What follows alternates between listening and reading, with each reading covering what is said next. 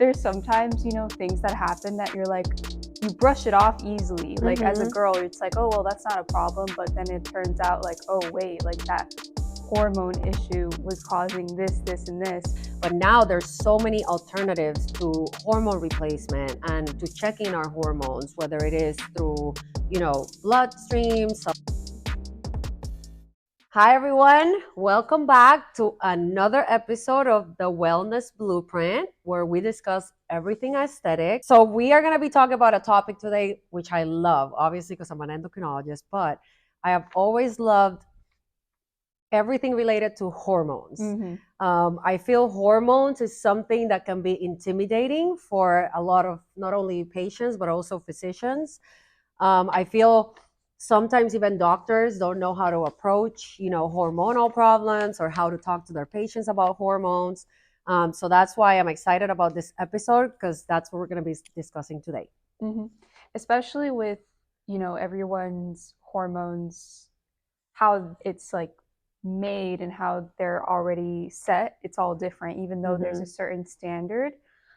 Which I think is why it is a little intimidating, because even as women, I feel like we get a lot of things like, oh, it's just you're hormonal, like that's it. Like, but there's sometimes things that happen that you're like, you brush it off easily. Like as a girl, it's like, oh, well, that's not a problem. But then it turns out like, oh, wait, like that hormone issue was causing this, and this, when you just think it's normal. Right. In that case. So yeah, I agree. It's brushed off like, okay, you're hormonal, you're a woman. Yeah, stop or it's it, like, calm down. or it's like, you're like, it's you keep on like trying to like, you don't realize there's a problem unless someone's like, no, it's not just a you problem. A lot of people have this kind of like issue as well. justifying that it's just normal. Absolutely. Exactly. In what cases can hormone therapy be used for? So I think when we talk about hormones, we have to kind of like divide it into, obviously women have some hormones that men do have, but not at a high degree, versus, for example, estrogen, right? Yeah. Where we have a lot of it, but males do have a little bit of estrogen, but not a lot. And then when it comes to like testosterone is a predominantly male hormone. So I feel when we talk about hormones, there's some hormones that are going to be acting in the way that we think. There's some hormones that act in the way we feel, whether we have, emotions or are moody. Other hormones act in how our metabolism works out, right? So how we lose weight or how we can gain muscle mass. I think when it comes to hormones, it's going to be something that you want to balance all of them, right? And it doesn't matter how old you are, you want to get all your hormones balanced, because if you balance one but not the other, your body as a whole is not going to act in an optimal way. I feel hormone therapy has revolutionized, I think, the last few years, but also has changed, like you said earlier, a lot of people's lives, because we used to think, no, I mean, it's my hormones, I can't do anything about it, that's just the way it is. But now there's so many alternatives to hormone replacement and to checking our hormones, whether it is through, bloodstream, saliva, urine testing. I think all physicians do something different. I'm going to tell you what I do as an endocrinologist. But I think every single person should have their hormones checked regardless of their age. Every single person, to make sure if they're all normal, then that's amazing. It's great. Most of the time, not all of your hormones are going to be normal, and there's something that you're either lacking or missing that you can replace and feel better. So when it comes to hormone inefficiencies, when you're balancing a certain person, how easy is it for a hormone to be unbalanced? Is it just by a day? Is it more of a consistent like lifestyle basis? Like how quick is it to completely unbalance yourself when you are on hormone therapy? I think well, if you're not on hormone therapy, I think it can happen to anybody. Yes. The things that influence our hormones are, what we eat. If we exercise, that can change our hormones. If we sleep appropriately, for example, shift workers, night shift workers are going to have different balancing of Oh their my God, yeah. hormones from us that work a 9 to 5. We're all under stress, whether it is, family related stress, work related stress, regular romantic stress. Yeah. I think we're all under stress, and that can change a lot of our hormones. And then, for example, also if you're sick, like if you're sick and you have a blood work panel that you have to get, it's very important that you do not get hormones checked when if you've been sick the last few days. That can alter and completely screw up all your hormones. So this is something that the patients have to keep in mind, so that if they have been sick, whether it is COVID or influenza or vomiting, any of those things can screw up your hormones, and they're not going to be accurate when you get the blood levels. Mm. So I mean, I think any of these things can alter your hormones. So that's why, just if you feel like you're normal, that doesn't mean your hormones are normal still. So for Yeah. example, if when I remember when I was in my 20s, like I would lose weight pretty fast and I would feel fine, I wouldn't be fatigued, but some things were not normal. My bowel movements were not normal. I had a lot of constipation growing up, and those things were all affected by my thyroid, which were I was like, okay, I'm young, I have no Yeah. It'll problems. fix itself, like Yes, fine. this is just normal. I don't go to the bathroom every day. Who cares? Mm-hmm. But we don't catch it just because we're young and we think everything's fine when we're in our younger years, but that's not the case. I will tell you an example. I see a lot of male patients with very low levels of testosterone in their 30s. So if you are having normal libido and you're performing sex fine, that still doesn't mean your hormone might be optimal to the way that it should be. Mm-hmm. You might be functioning fine, but your levels might not be accurate with your age. Mm-hmm. Does that mean that when you're inefficient when you're unbalanced, not inefficient, when you're unbalanced, Mm-hmm. does that effect of the unbalance get worse over time where you Mm-hmm. need to fix a bigger problem down the line, or is it more so like you fix it and you just keep on fixing it? Like, will there ever be like an end point in terms of, oh, well, I'm balanced, like everything's fine, like, okay, I'm rebalanced, thank you, Dr. Rivera, I'm going to go back to my normal life? Yeah.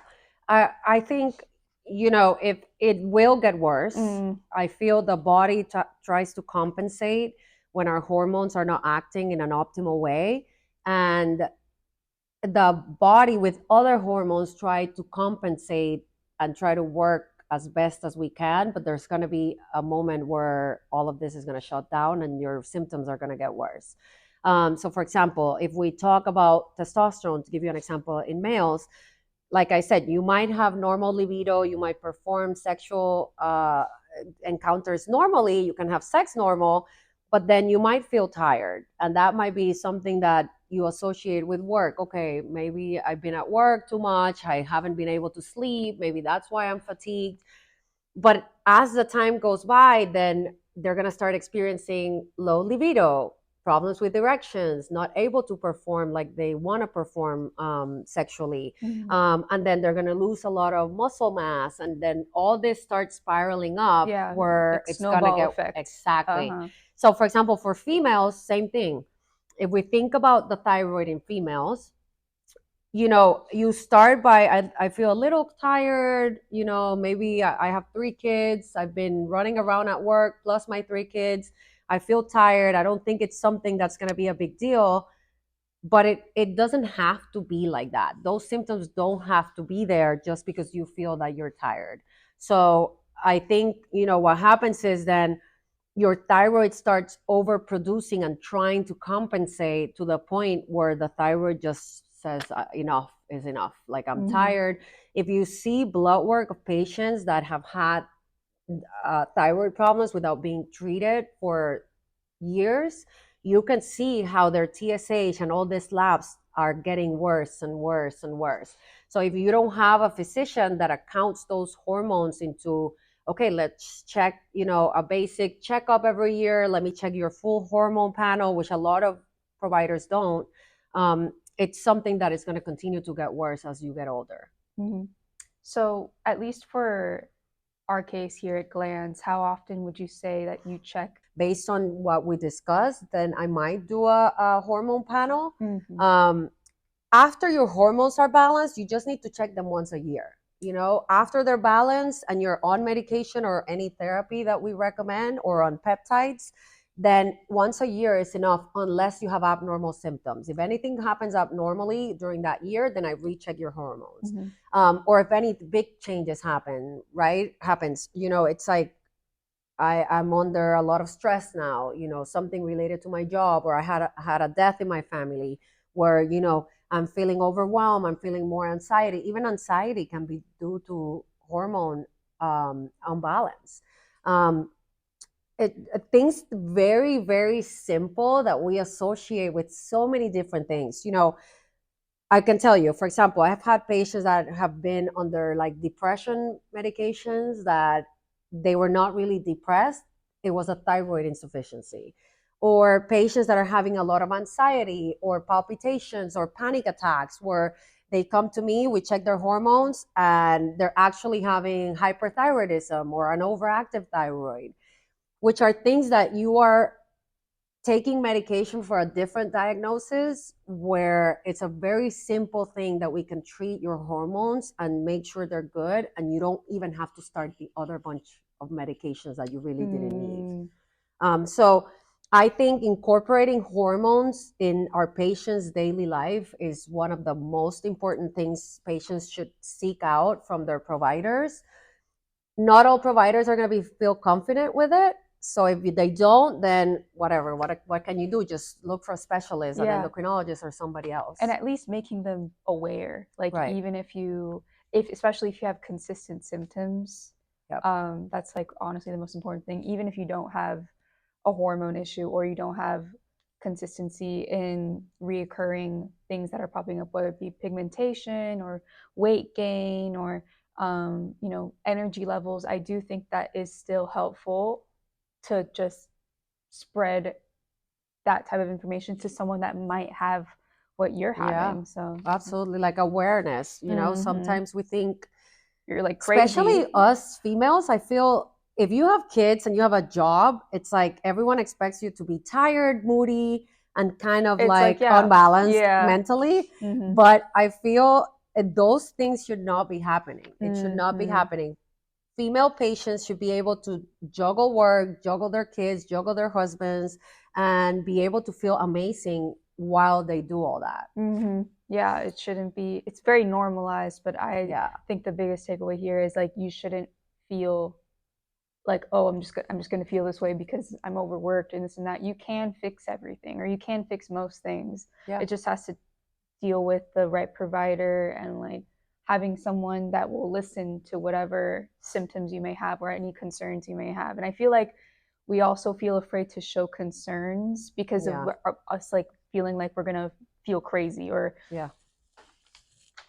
or just possibly like not wanting to relive a similar experience that might have happened with another provider because medicine, it's like, I don't know, not everyone is meant to be a practitioner or a doctor if you aren't going to be vulnerable or like sensitive about certain things, because hormones are sensitive, especially on both sides of the spectrum. So yeah, I think it, at least from my experience, like I feel sometimes males might, because you're not experiencing some of those hormonal changes us females go through, which is the same as males, right? yeah, I it's don't know just what the guys go through, and it's the just guys don't yeah, know what I go exactly. through. So I feel when you're talking to your provider, just say, listen, I don't think this is normal.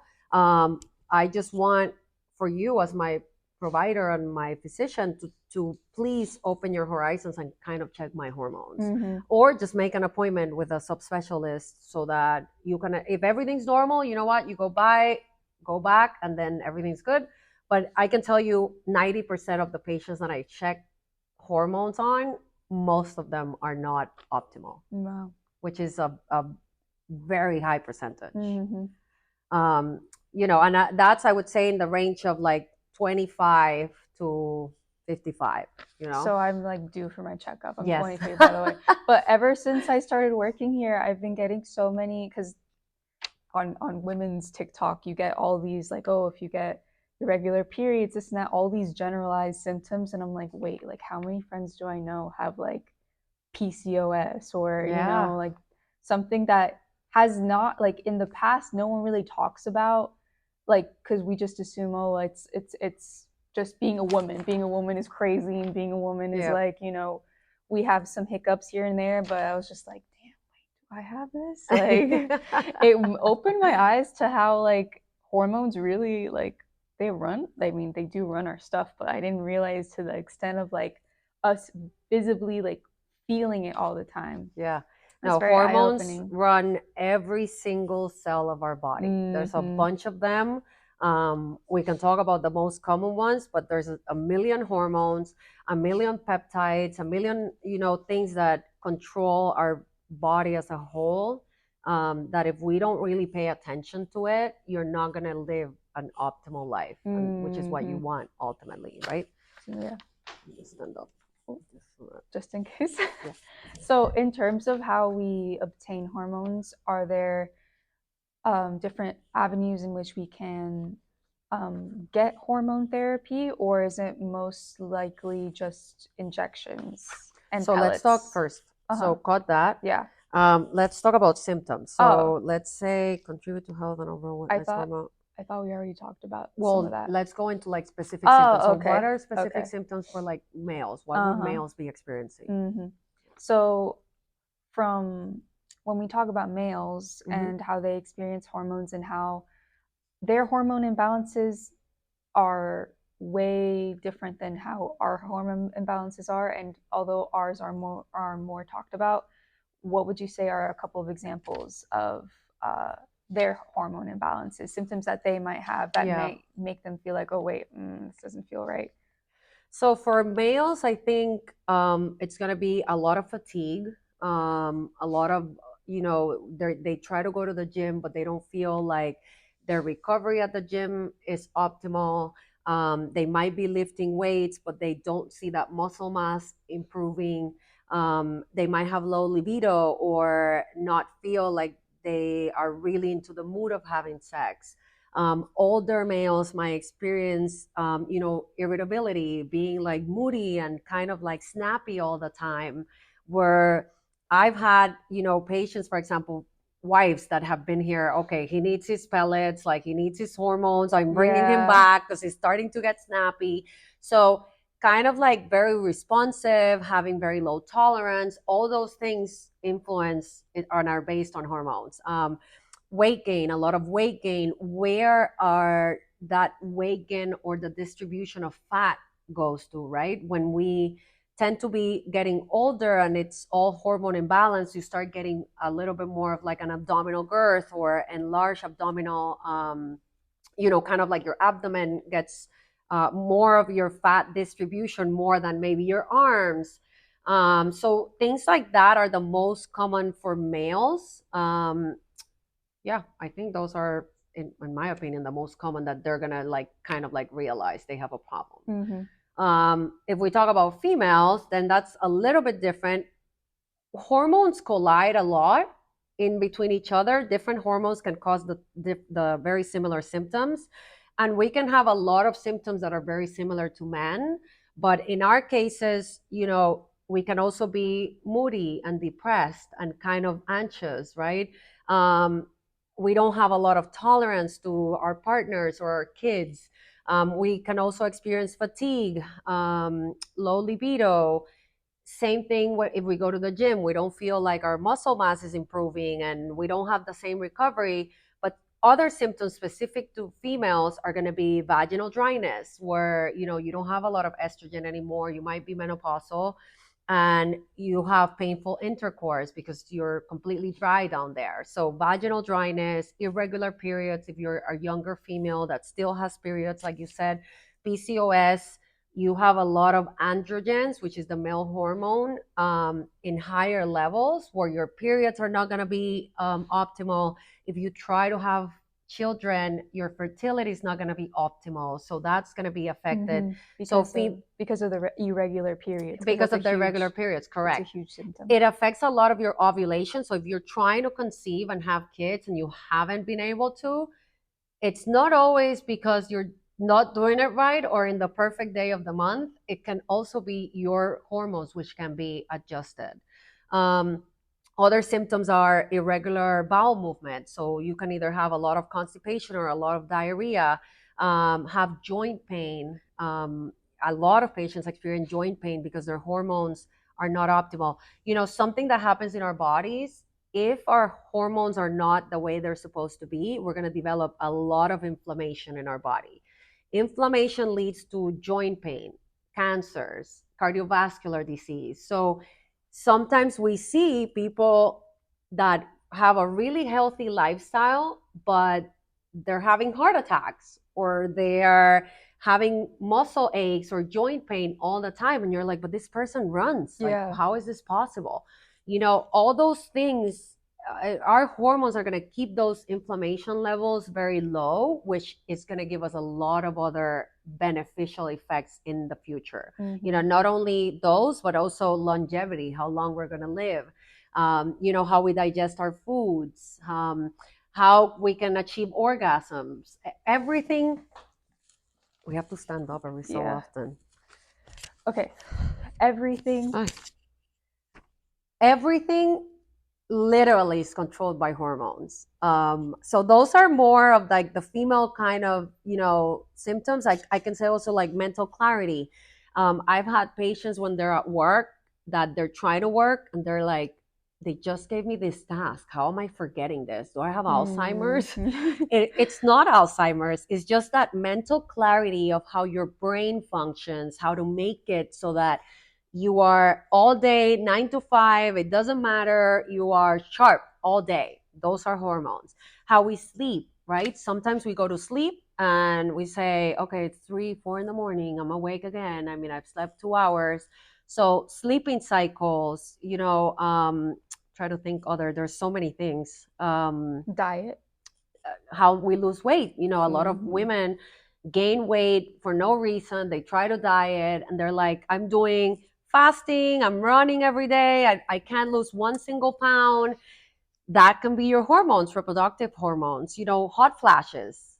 All of a sudden, it's cold outside, it's 60 degrees, and I'm sweating like a pig. That could be your hormones. So it's things that happen in our daily life that we can catch and say, you know what, I wasn't like this 10, 15 years ago. There has to be something wrong. And I don't think you have to look at it as something wrong. It's something that's giving you a sign. Your body's kind of like giving you that, hey, check me out. Something's not right. I want to be optimal, but I can't. You need to get your hormones checked out. So those are the most common symptoms, I would say. Yeah. And then to treat those symptoms, what are the ways that we can administer hormone therapy to patients? So I'm going to tell you, halfway through my answer, just stand up. Because then that way you can. And then this guy. Yeah. Right, exactly. Say it again. So following the symptoms and, kind of trying to pinpoint what are the irregularities we can experience, how can we treat those irregularity? How can we administer hormone therapy to patients? Yeah, so there's a few options. So when you come into the office, the first thing that I'm going to do is I'm going to basically talk to you, right? I don't only treat labs, I'm treating the patient. So I'm treating you. What symptoms are you having which might be different to your next door neighbor or even your spouse? So I'm talking to you. I'm going to get a detailed explanation of what symptoms you're having, what abnormalities, what is it that you're feeling, how your life was before you had all this. And then I order a full set of panel of labs. And based on that, I'm going to combine both and we're going to sit down and kind of talk about it. Okay, this is this hormone. This hormone works like this. And this hormone basically is going to produce that. And these are the levels that I want. Let's go on to the next hormone. So I kind of make it very detailed because I don't want to just say, okay, you need 3 medications, go to Walgreens, get them, and then come back in 3 months, give me another lab, That's not my style. I want the patients to Mm. learn, because the more the patients learn, I feel the more they get excited into like their well-being and feeling better. And once we do that, then there's a few options to replacing hormones. The most common options are injectables, um, creams, right? Topical medications, so like creams, and then patches. Okay. From all of those alternatives, which I've done all of them, I've treated patients for years in all of them, right? I feel, based on science, studies, and how the patients are compliant and how they feel, that pellet therapy is the best and most optimal way to optimize your hormones.